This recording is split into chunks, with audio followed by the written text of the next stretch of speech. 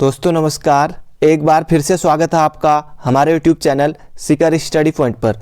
दोस्तों हम जब तक उत्तराखंड पुलिस भर्ती की विज्ञप्ति नहीं आ जाती तब तक हम हर रोज़ 8 से 10 क्वेश्चन देख रहे हैं। तो ये हमारी आज अगली सीरीज़ है। तो अगर आपने इससे पहले जो वीडियो दी है मैंने, अगर आपने वो नहीं देखी है तो आप प्लेलिस्ट में आके देख सकते हैं। तो चलिए दोस्तों शुरू करते हैं। दोस्तों ये है हमारा पहला क्वेश्चन आपके सामने। कार्तिकेयपुर राजवंश का अंतिम शासक था। इम्पोर्टेंट क्वेश्चन है दोस्तों, स्क्रीनशॉट लेकर आप कॉपी में लिख सकते हैं, या अगर वीडियो देख रहे हैं तो चलते चलते तो कोई बात नहीं, 1-2 बार वीडियो देख लीजिएगा, आपको याद हो जाएंगे। कार्तिकेयपुर राजवंश का अंतिम शासक था, तो इसका सही उत्तर है दोस्तों ऑप्शन नंबर सी। कार्तिकेयपुर राजवंश का अंतिम शासक था तो ये था सुभिक्षराज। बसंतदेव, इष्टगढ़, सुभिक्षराज और इच्छरदेव हमारे ऑप्शन थे। तो इसका सही उत्तर सुभिक्षराज। ये आपको याद कर लेना है, एक एग्जाम में पूछ लिया गया है। तो यहाँ से एग्जाम में कार्तिकेयपुर राजवंश से पूछे जाने की संभावना रहती है। जितने भी राजवंश हैं, कार्तिकेयपुर राजवंश और चंदवंश, पवार वंश और जो अस्कोट के पाल वंश थे। थोड़ा दोस्तों इनके बारे में बता दूं मैं आपको, कार्तिकेयपुर राजवंश के बारे में थोड़ा सा। बाकी डिटेल में जब विज्ञप्ति आ जाएगी तो उसके बाद मैं आपके लिए लेके आना हूँ, आप चिंता ना करें। चंदवंशी के भी इम्पोर्टेंट जो फैक्ट हैं वो मैं आपको बताऊंगा। बाकी जो एग्ज़ाम के लिए महत्वपूर्ण होगा वही चीज़ें दूंगा, बाकी पूरा इतिहास तो उतना नहीं। इम्पोर्टेंट फैक्ट जो आपके एग्ज़ाम के लिए आएंगे, पवार वंश के हो गया, तो यहाँ से अक्सर पूछे जाते हैं क्वेश्चन में। लगभग 8 से 10 क्वेश्चन यहाँ से बनेंगे इतिहास से, आपके उत्तराखंड के इतिहास से। तो कार्तिकेयपुर राजवंश दोस्तों उत्तराखंड का प्रथम ऐतिहासिक राजवंश था, ये आपको याद रखना है। इसमें 14 नरेश हुए थे, 14 नरेश, और उन्होंने लगभग 300 वर्षों तक शासन किया था, ये आपको याद रखना है। कार्तिकेयपुर राजवंश से दोस्तों अब बात आती कि इसकी जो प्रारंभिक राजधानी थी वो कहाँ थी। ये भी कई बार एग्जाम में पूछ लिया गया है। कार्तिकेयपुर राजवंश की प्रारंभिक राजधानी कहाँ थी, तो ये जोशीमठ के दक्षिण में कार्तिकेयपुर नामक स्थान पर थी, ये आपको याद रखना है। एग्जाम में ये भी आता है कि कार्तिकेयपुर राजवंश का संस्थापक कौन था, तो इस तरह से भी कई बार पूछा जाता है, पूछा जाने की संभावना रहती है कि कार्तिकेयपुर राजवंश का संस्थापक कौन था। जैसे यहाँ पर है कि कार्तिकेयपुर राजवंश का अंतिम शासक था या अंतिम शासक कौन था, तो कार्तिकेयपुर राजवंश का प्रथम शासक कौन था या उसकी स्थापना किसने की थी, तो इसका सही उत्तर होगा बसंत देव। तो बसंत देव हमारा ऑप्शन ए में है। जितने भी ये कार्तिकेयपुर राजवंश में हुए, 14 हुए, कईयों के एक आध के नाम नहीं मिले जैसे दूसरे। बाकी इनकी जो एक उपाधि थी लगभग सभी ने धारण की थी, वो थी परम भट्टारक महाराजाधिराज परमेश्वर की उपाधि। तो ये इनकी उपाधि थी, परम भट्टारक महाराजाधिराज और परमेश्वर की उपाधि इन्होंने धारण की थी। ऑप्शन बी में है कि इष्टगढ़। ये इष्टगढ़ जो था ये निम्बर का पुत्र था, निम्बर का ही पुत्र था इष्टगढ़। और इसका एक पुत्र हुआ था, आपने पढ़ा भी होगा परीक्षा में, ललित सुरदेव। याद आ गया होगा, ललित सुरदेव शक्तिशाली शासक था ललित सुरदेव। और तृतीय परिवार, इनमें 3 परिवार हुए, जैसे प्रथम, द्वितीय, तृतीय। और तृतीय परिवार वंश की जो स्थापना की थी वो की थी एक शासक हुआ था सलोड़ादित्य।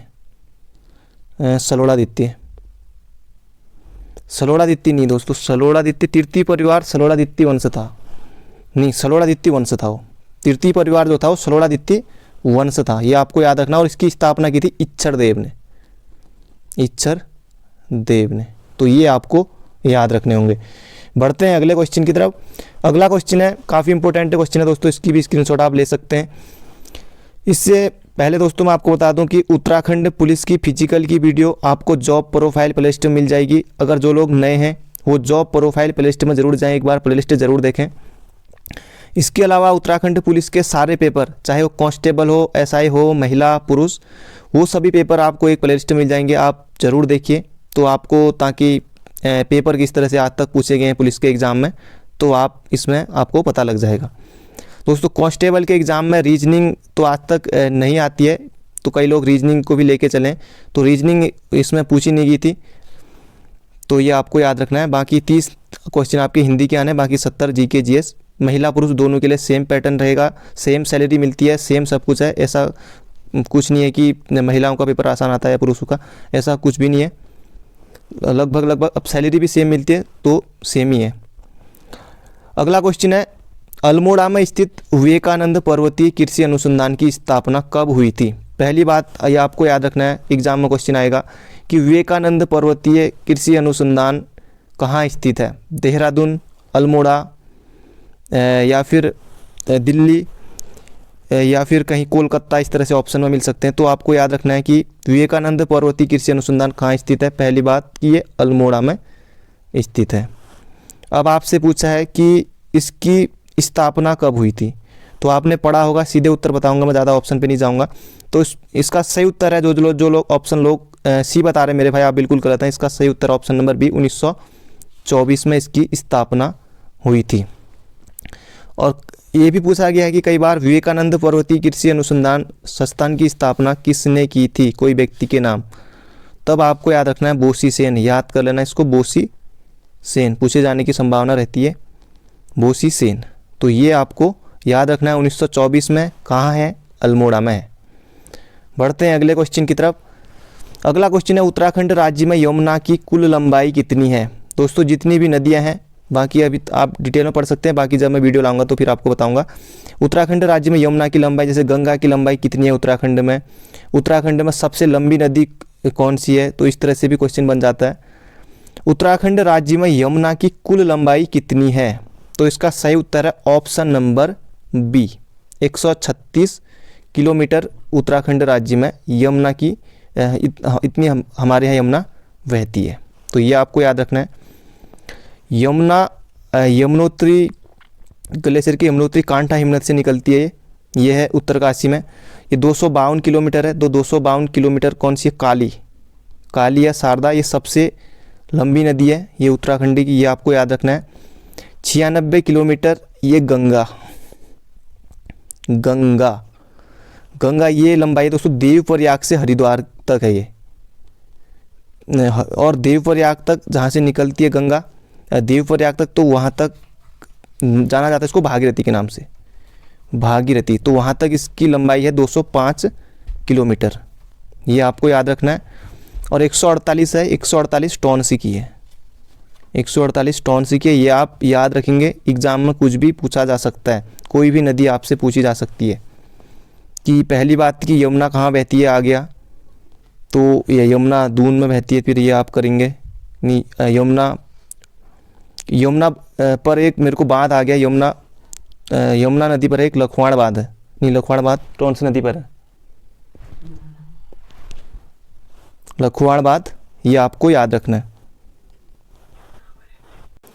लखवाड़ बांध दोस्तों ये है यमुना नदी पर, वो थोड़ा मैं कंफ्यूज हो गया था, लखवाड़ बांध है यमुना नदी पर, और टॉन्स बांध ये है किसाऊ नदी पर, किसाऊ बांध है टॉन्स नदी पर। थोड़ा मैं दोस्तों अभी क्योंकि किसाऊ बांध है टॉन्स नदी पर, ये आपको याद रखना है। बढ़ते हैं अगले क्वेश्चन की तरफ। अगला क्वेश्चन है, मेरू पर्वत स्थित है। तो कोई भी पर्वत, आपसे इतने पर्वत हैं राज्य में, तो आपको याद करना, कोई भी पर्वत पूछा जा सकता, तो मेरू पर्वत स्थित है, तो इसका सही उत्तर है उत्तरकाशी में। तो अभी एक जो हाल ही में एग्जाम आता उसमें पूछा गया था कि जैलंग पर्वत कहाँ स्थित है, जैलंग पर्वत, ये भी उत्तरकाशी में स्थित है। तो इस तरह से सिर्फ एक पर्वत दे देगा या सिर्फ एक ताल दे देगा कि कहाँ स्थित है, दुग्ध ताल कहाँ स्थित है, सीधे इस तरह से छोटी छोटी चीज़ें पूछ ली जाती हैं। बढ़ते हैं अगले क्वेश्चन की तरफ। अगला क्वेश्चन है, काफ़ी इंपॉर्टेंट क्वेश्चन है, मानवदायी काव्य के रचयिता हैं भरत कवि, रतन कवि, भूषण कवि, या इनमें से कोई नहीं। तो तीनों के पीछे कभी कभी लगा है, तो काफ़ी, अगर ये माना ये क्वेश्चन एग्जाम में आ जाए तो पढ़ा भी है तो दोस्तों फिर भी कन्फ्यूजन हो जाएगा। जिन्होंने अच्छे से रिवीजन किया होगा तो वो सीधे आसानी से इसमें टिक कर लेंगे, कोई उनको दिक्कत नहीं होगी। तो मानवदायी काव्य के रचयिता हैं, तो इसका सही उत्तर है ऑप्शन नंबर ए, भरत कवि। भरत कवि ऑप्शन नंबर ए हमारा बिल्कुल सही हो जाएगा। ऑप्शन बी में है रतन कवि, तो रतन कवि में ने इन्होंने लिखा फतेह प्रकाश, और भूषण कवि ने फतेह प्रकाश ग्रंथ ये लिखा था। बढ़ते हैं अगले क्वेश्चन की तरफ। अगला क्वेश्चन है, हप्पी क्लब से संबंधित व्यक्ति हैं। दोस्तों अभी तक आपने वीडियो को लाइक नहीं किया तो लाइक कर दीजिए, अपने दोस्तों के साथ शेयर कर सकते हैं। अगर आप चैनल पर नए हैं तो चैनल को आप सब्सक्राइब कर सकते हैं, और बेल आइकन भी ज़रूर दबाएं ताकि आपके पास आने वाली नोटिफिकेशन सबसे पहले मिले। हैप्पी क्लब की स्थापना किसने की थी, या हैप्पी क्लब से संबंधित व्यक्ति हैं, तो इस तरह से एग्जाम में बन सकता है प्रश्न। कई बार बना भी है। तो हैप्पी क्लब से संबंधित व्यक्ति हैं तो गोविंद बल्लभ पंत, इसकी स्थापना अल्मोड़ा में 1903 में, ये आप याद रखेंगे। बढ़ते हैं अगले क्वेश्चन की तरफ। अगला क्वेश्चन है साहित्य अकादमी पुरस्कार प्राप्त करने वाले प्रथम उत्तराखंडी कौन है? साहित्य अकादमी पुरस्कार प्राप्त करने वाले प्रथम उत्तराखंडी कौन है? काफ़ी इंपॉर्टेंट क्वेश्चन है। तो इसका सही उत्तर है ऑप्शन नंबर बी, सुमित्रा नंदन पंत। इनको मिला था 1960 में, और ज्ञानपीठ पुरस्कार भी इन्हीं को मिला था चिदम्बरा के लिए 1968 में।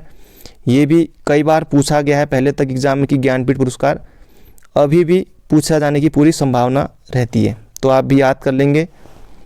अगला क्वेश्चन है ये दोस्तों अभी करंट अफेयर का ही क्वेश्चन है, और ये गणतंत्र दिवस 2021 में जो झांकी प्रस्तुत की जानी है उसके बारे में है। तो अभी तो मैंने पहले बना दिया, पेपर जब तक होगा आपका जुलाई से पहले हो जाएगा, जून जुलाई जब तक है फिजिकल के बाद, तो तब ये क्वेश्चन आपके एग्जाम में बनने की पूरी संभावना है 100% कि गणतंत्र दिवस 2021 में उत्तराखंड की झांकी प्रस्तुत की गई थी। अभी तो मैंने की जानी है कौन सी की गई थी, कुछ अलग परिभाषा प्रश्न की कुछ भी बन सकती है, तो ये आप ज़रूर याद कर लेंगे। अभी गणतंत्र दिवस आने वाला है, तो गणतंत्र दिवस 2021 में उत्तराखंड की झांकी प्रस्तुत की जानी है बद्रीनाथ, रम्माण, फूलदेई या फिर केदारखंड। तो ये दोस्तों राजपथ पर परेड होती है, आप परेड देखते होंगे। तो कई लोग एनसीसी वाले भी होते हैं, तो उत्तराखंड से उनको मौका मिलता है कि वहाँ राजपथ पर जाएं। कई लोग गए भी होंगे, अगर चैनल से जुड़े हैं तो आप कमेंट करके बता सकते हैं। तो केदारखंड की झांकी जो प्रस्तुत की जाएगी दोस्तों इस बार 2021 में, इसमें राज्य पुष्प, अब राज्य पुष्प है हमारा ब्रह्मकमल, राज्य पक्षी मोनाल और राज्य पशु कस्तूरी मृग, ये एक साथ इसमें नज़र आने वाले हैं, तो ये आपको याद रखना है। या फिर कौन सा इनमें से झांकी में सम्मिलित नहीं था, राज्य पुष्प, राज्य पशु, राज्य पक्षी और राज्य वृक्ष।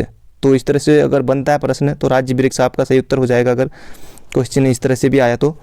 ये फूलदेई है ऑप्शन डी में, फूलदेई को फूलदेवी की झांकी जो प्रस्तुत की गई थी, ये की गई थी 2003 में। और रम्माण है, रम्माण किया गया था दोस्तों 2016 में, रम्माण 16 में किया गया था। और पिछली बार जो हुई थी वो अनासक्ति आश्रम की झांकी प्रस्तुत की गई थी, अनासक्ति आश्रम। ये एग्जाम में फॉरेस्ट गार्ड के एग्जाम में भी आया था कि अनासक्ति आश्रम कहाँ स्थित है, तो बागेश्वर में स्थित है। और कुंभ मेला, जिस कुंभ के लिए आपकी भर्ती होगी चल रहा था, कुंभ मेला पर जो झांकी प्रस्तुत की गई थी दोस्तों ये 2014 में की गई थी, इसे भी आप याद कर लेना। कुंभ मेला पर 2014 में, 2018 में भी झांकी प्रस्तुत की गई थी, पर वो मेरे को भी याद नहीं आ रहा है। तो अगर आपको याद हो तो किसी को तो आप कमेंट करके बता सकते हैं। तो thank you friend, thank you so much. ये थे आज के क्वेश्चन, मिलते हैं अगली वीडियो में। तैयारी करते रहिए। और आप कई लोग बुक के लिए पूछ रहे थे, तो बुक प्ले लिस्ट बनी हुई है, आप जॉब प्रोफाइल में चले जाइए, आपको वहाँ सब कुछ मिल जाएगा।